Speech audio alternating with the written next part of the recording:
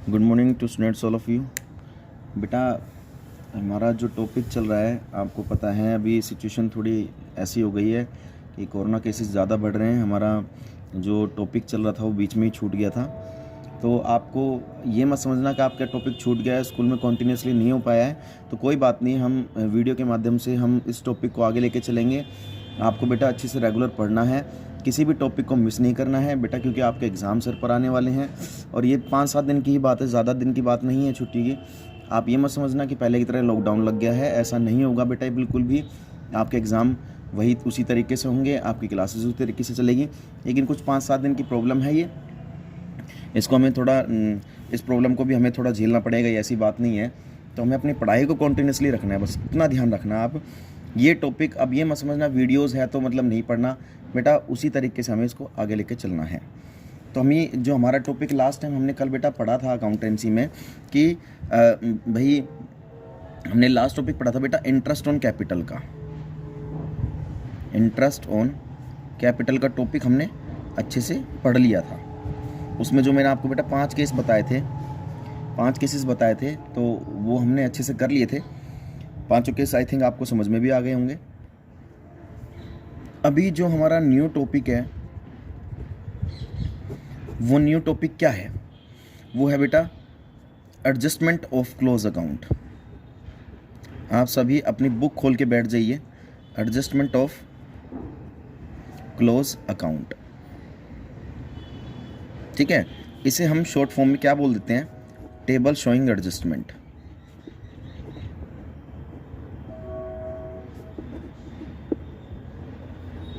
Table showing adjustment, ठीक है बेटा। तो टेबल शोइंग एडजस्टमेंट है ये हमें पढ़नी है।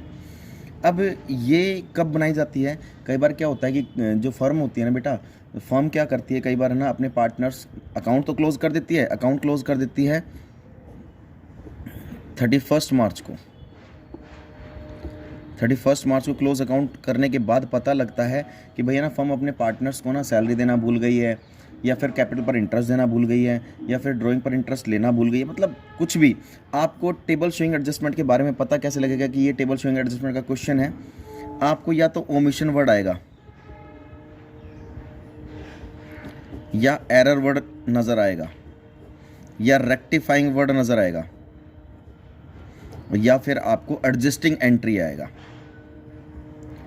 ये वर्ड जहाँ मिल जाए ना बेटा आपको क्वेश्चन के एंड में, समझ लेना कि ये टेबल शोइंग एडजस्टमेंट का क्वेश्चन है। इन 5 में से कोई भी चीज़ आपको मिल जाए, समझ लेना ये बेटा टेबल शोइंग एडजस्टमेंट का क्वेश्चन है, ठीक है।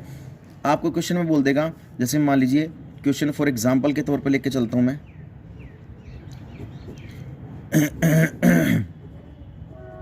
मान लीजिए ए, बी और सी 3 पार्टनर है बेटा। तीनों का profit sharing ratio for example मान लीजिए बेटा 3-2-1 है। ये इनका प्रॉफिट शेयरिंग रेशो है, ठीक है। इनकी जो कैपिटल है बेटा, इन्होंने कैपिटल इन्वेस्ट कर रखी है। मान लीजिए इसने कर रखी है बेटा 5 लाख, इसने 4 lakh,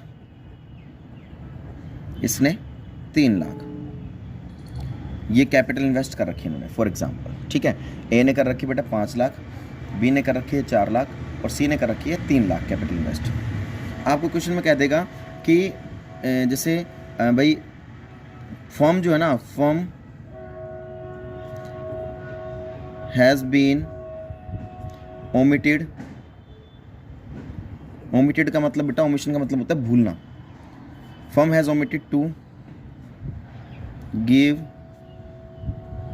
interest on capital to the partners. इससे पहले आपको एक लाइन और दे देगा। इससे पहले आपको क्या लाइन देगा? After the close account it was discover that, ठीक है। मतलब अकाउंट क्लोज करने के बाद फर्म को पता लगा कि फर्म अपने पार्टनर्स को कैपिटल पर इंटरेस्ट देना भूल गई है। तो पास नेसेसरी आपको बोल देगा पास रेक्टिफाइंग एंट्री। तो समझ लेना ये किसका क्वेश्चन आ गया आपका। तो ये बेटा ये 3 मार्क्स में आपसे 3 मार्क्स में पूछा जा सकता है, ये ध्यान रखना, ठीक है। तो आपको रेक्टिफाइंग एंट्री करनी है, और रेक्टिफाइंग एंट्री कैसे करनी है, चलिए आपको क्वेश्चन करना है। आंसर मैं इसका अब लिख देता हूँ आपके आगे, समझना कैसे हमें इस क्वेश्चन को। आप करना है ए, बी और सी। इंटरेस्ट ऑन कैपिटल और लिख देता हूँ बेटा इसकी मैं, इंटरेस्ट ऑन कैपिटल मान लीजिए at the rate of 10% per annum है, जो कि फर्म अपने पार्टनर्स को कैपिटल पर इंटरेस्ट देना भूल गई है, ठीक है। तो अब करना कैसे है इसको कि यहाँ पर लिखोगे आप इंटरेस्ट ऑन, सेम बेटा एग्जाम में भी आपको ऐसे ही करना है। ए की कैपिटल पर इंटरेस्ट कितना बनता है, देखो ए की कैपिटल 5 लाख है, 5 लाख का 10% कितना बनेगा बेटा 50,000। बी के 4 लाख की कैपिटल है, 4 लाख पर कितना बनेगा बेटा 40,000। सी की कैपिटल कितनी है 3 लाख, इस पर कितना बन जाएगा 30,000। तो यहाँ लिख देना बेटा टोटल, ठीक है। टोटल में कितना हो गया, फर्म अपने पार्टनर्स को टोटल कैपिटल पर इंटरेस्ट कितना देना भूल गई 1,20,000। फर्म अपने पार्टनर्स को टोटल कैपिटल पर इंटरेस्ट देना भूल गई है 1,20,000 रुपये, ठीक है बेटा, ये बात समझ में आ गई। अब करना क्या है आपको, फर्म ने क्या किया, अब फर्म इनको ए को 50,000 रुपये देना भूल गई, बी को 40,000 रुपये देना भूल गई और सी को 30,000 रुपये देना भूल गई as a interest on capital. अब फर्म ने क्या करा, इस 1,20,000 को फर्म ने क्या किया बेटा उनके प्रॉफिट शेयरिंग रेशो में इनको दे दिया। इनका प्रॉफिट शेयरिंग रेशो कितना है 3, 2 और 1, ये ना, इनके प्रॉफिट शेयरिंग रेशो में उनको दे दिया। तो हमें करना कैसे है कि भाई 1,20,000 इंटू 3/6 इंटू 2/6 और इंटू 1/6 दे देंगे। तो कितना आ गया 60,000, 40,000 और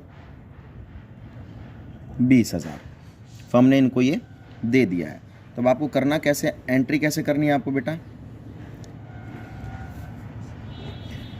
एक्चुअली फर्म को देना कितना था, ए को जो देना भूल गई थी 50,000 देना था, तो देना भूल गई थी, ठीक है। फर्म ने इसको दे कितना दिया, ए को 60,000 फालतू दे दिया, तो 10,000 जो ए को फालतू दिया है उससे वापस ले लेगी ए से। तो ए के लिए कौन सा बैलेंस हो गया बेटा, डेबिट बैलेंस हो गया, ठीक है। अब बी के लिए आ जाए, बी को देना कितना जो देना भूल गई थी फर्म कैपिटल पर इंटरेस्ट 40,000, फर्म ने दे कितना दिया, इसको 40,000 दे दिया, तो इसका कोई डेबिट बैलेंस नहीं है, कोई क्रेडिट बैलेंस नहीं है। सी को कितना था जो देना भूल गई थी 30,000, फर्म ने अभी तक दिया कितना है सी को 20,000, तो इसको 10,000 बेटा और मिल जाएंगे, इसका हो जाएगा बेटा ये क्रेडिट बैलेंस, ठीक है। तो अब इसकी एंट्री करने, जो बेटा डेबिट है उसको डेबिट, जो बेटा क्रेडिट है उसको क्रेडिट। कैसे करना है, यहाँ पर लिखेंगे पर्टिकुलर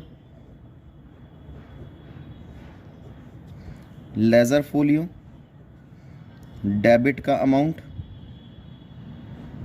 और क्रेडिट का अमाउंट, ठीक है।